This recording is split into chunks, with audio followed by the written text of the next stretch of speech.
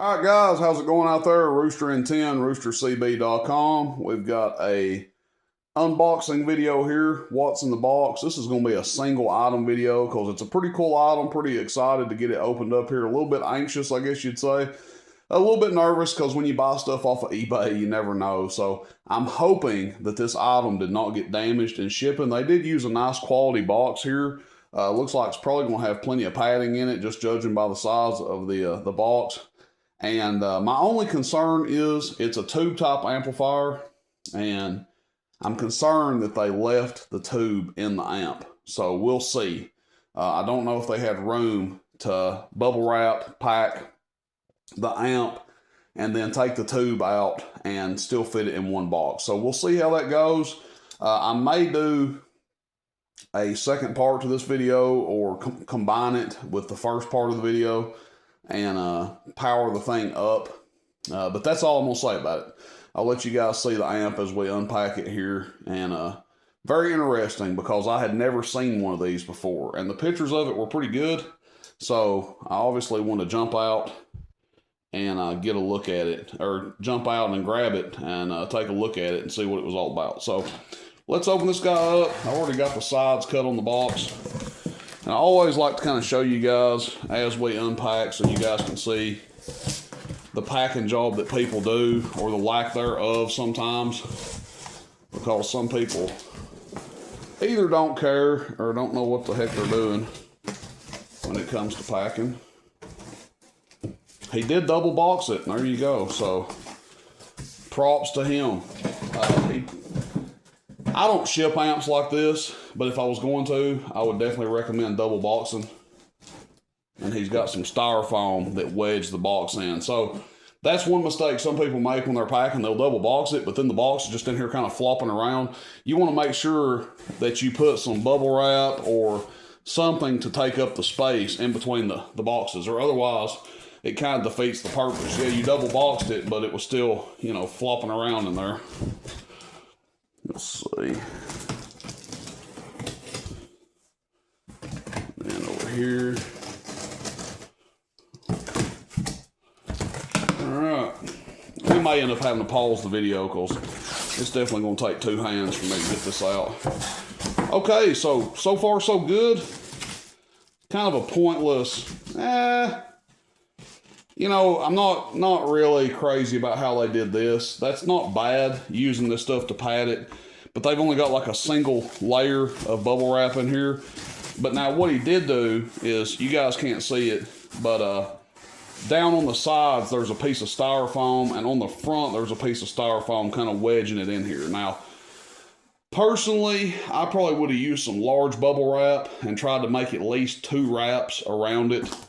And then used something like this to shove down in the sides, because a lot of times when you wrap it, the bubble wrap will leave the sides exposed, you know, obviously unless you wrap it both ways. But then a lot of times if you wrap it both ways, you can't fit it in the box. So probably what I would have done, double bubbled it front to back, and then put some stuff down here on the side.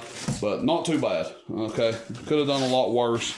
I guess the ultimate test will be, did it survive shipping? So if it survived, then obviously their packing job was good enough. If it didn't survive, then their packing job wasn't. Again, my main concern being that tube is still inside the amp and that they didn't pack inside of that. You guys can see here. Okay, so what I'm going to do, I'm going to pause the video. I'm going to take this thing out of the box. I'll leave the bubble wrap on it, and we'll kind of take the bubble wrap off together. All right, we'll be right back. Okay, guys, so we're back here, and as you guys can see, this is the amp still in the bubble wrap as they shipped it. So we'll take this bubble wrap off together. Again, that was big criticism of mine. You know, kind of odd that they did everything else right besides the bubble wrap. But hey, if the amp survived, which initially looking at the front of the amp, everything looks okay. All the switches are good. This band selector I don't know about. That's kind of interesting. But this thing's probably going to end up being mono band anyway. That might actually be 10 meter right there. we'll have to test that out and see if it works in that straight up and down position, because 80, 40, 20, 15, and then you've got a slot down here that's not labeled. So this thing may actually do 10 meter. I was thinking it was going to have to be mono banded or modified, but it may do it, and then 160 there. So I've never seen one of these before. Okay, maybe you guys have. Model LA 30 1200 watt HF linear amplifier. It's very interesting. It has a cross needle for the plate voltage, and I believe the current. Yeah, I believe the plate current, or maybe grid current and plate voltage, both read right there. So very interesting. It runs on 110 volts, and it uses a single 500Z, which I'm trying to see down inside here. Let me grab a flashlight. I'll be right back.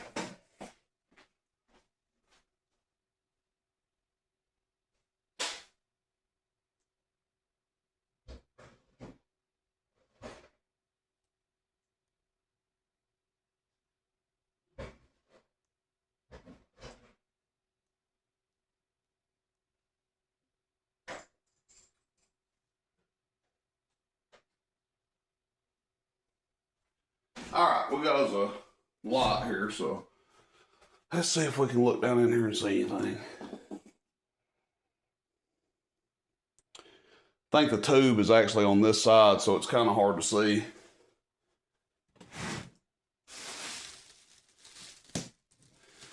We'll have to take the covers off of it and everything to make sure the tube is good, but I don't care to fire it up real quick, just as it is, because it doesn't look like they put any bubble wrap on it or anything like that. So we'll plug it up 110 here and see what it does. Not going to do a test video on it right now, but why not plug it up and see if it at least fires up. Okay. Operate. Okay, so not powering up. Let's check some fuses here.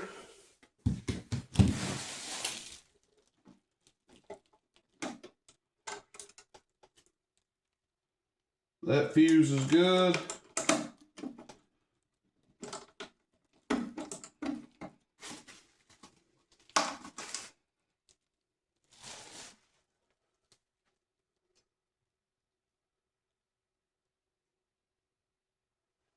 We'll check this one for continuity and see if it's good.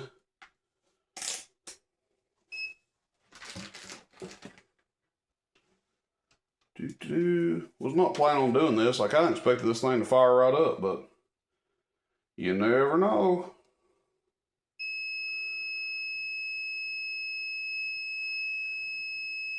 All right. So fuse is good. Where do we go from here? I guess we'll have to do a little troubleshooting on this guy and see, make sure we've got all of our ducks in a row. But pretty simple as far as turning it off and on goes, and we do have it plugged in. So anyway, guys, that's it. We'll see how this goes. We'll see if we can figure it out. Maybe it's something simple. If not, then obviously I'll have to contact the seller. But that's how it goes sometimes. Sometimes you get good, sometimes you get bad. But I will do my due diligence to see if it's like an easy fix. I don't want to be one of them guys. You know, if it's an easy fix, there's no need in filing a claim. Stuff happens. You know, you got to be kind of understanding when you're doing this. So, and I'd rather keep the amp. I don't really want my money back. I'd rather keep the amp. So we'll see what we can figure out. All right, guys. Thanks. Rooster and 10, roostercb.com. See you. Bye. Hey, here we go. So just a little troubleshooting, and we got this thing going. It's got a safety switch on the inside that if the case isn't sitting down on it, it will not allow the amp to power up. So that was dislodged kind of. I don't know if it got jarred around in shipping or what, but yeah, this thing is working. I don't want to take the cover off of it now with it powered up, and it takes a second for it to drain down and everything, but this is a nice amp. You guys can hear the The blower's a little bit noisy in it, but there's the 500Z lit up. It does have an actual blower in it, not a high-speed fan. I wished I'd have showed you guys an inside shot of it, but I'll plan to test it, do a test video on it. And, you know, that just goes to show you guys sometimes a little bit of effort will pay off. Hopefully it runs good. But, you know, this is pretty much the extent of the testing that the seller did. They showed it powered up and said that, you know, that's kind of all the testing they had done was the, oh, when you put it on operate, the light comes on. That's pretty nice. All the testing they had done was to power it up. So even if there is something wrong with it outside of that, you know, I can't hold it against them. You know, I know sometimes people get stuff and, you know, any kind of inconvenience, they just jump up and down ready to do a return or, you know, pitch a fit about it. But, you know, sometimes you can put a little effort in and it works out better for both parties. Because like I said, I didn't want to return the amp anyway. I'd rather keep it. That's it, guys. Hopefully this is a 10 meter position here. This straight down position. I hope this is a 10 meter. That way we don't have to butcher the amp up and 11 meter mod it. All right, thanks everybody. Rooster and 10, roostercb.com. Advanced Electronic Applications model LA 30. See you guys later. Bye bye bye.